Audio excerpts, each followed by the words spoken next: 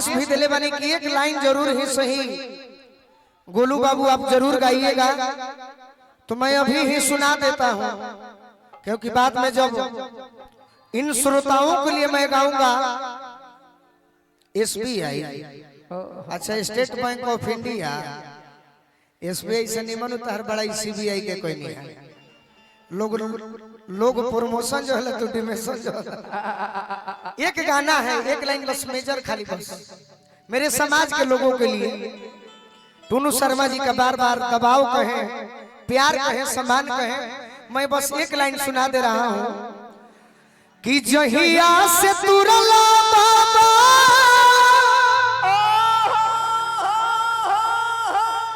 आज जिंदगी के डोरिया हो, सुन लागे दुनिया जहान हो,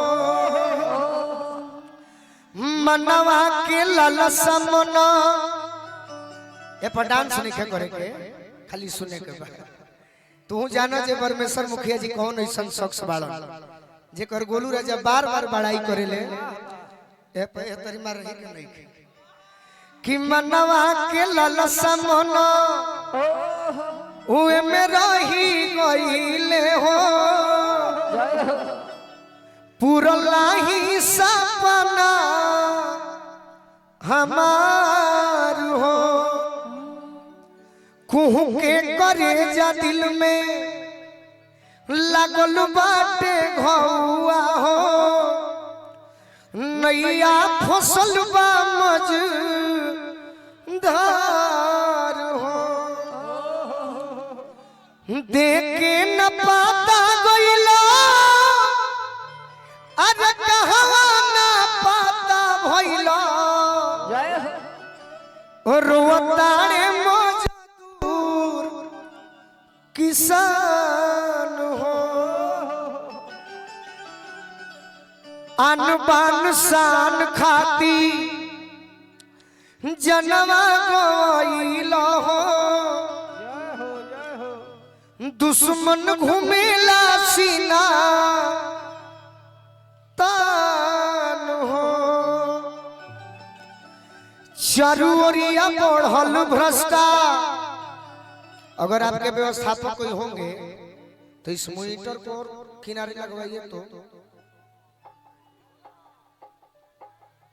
बनला चीज में तक केहू आनंद ले ली, अब बिगड़ला चीज में जे आनंद दे देवो करे नाम गोलू राजा। पूरा किनारे कीजिए। मैं जानता हूं कि यहाँ ये कमी है वो कमी है, लेकिन नहीं, मैं सुधीर शर्मा जी के साथ जब मेरे कुछ गार्जियन मेरे दरवाजे पर आए तो मैं अपने समाज का जब नाम सुनता हूँ तो पिघल जाता हूँ, और तब मैं कहता हूँ कि नहीं, जैसे भी व्यवस्था हो, क्या चंदा होगा नहीं होगा कोई दिक्कत नहीं, आप लोग बस खुश रहिए, उतने में गोलू राजा की भी खुशी है कि अनबान शान खाती जनवा गइला हो, दुश्मन घूमेला सीना तान हो, चारों ओरिया बढ़ल भ्रष्टाचार के बजरिया हो, कब होई समता के बिहान हो, ललन भोजपुरी गोलू करे गुनु गाना हो, अब बदरी में कब तक रही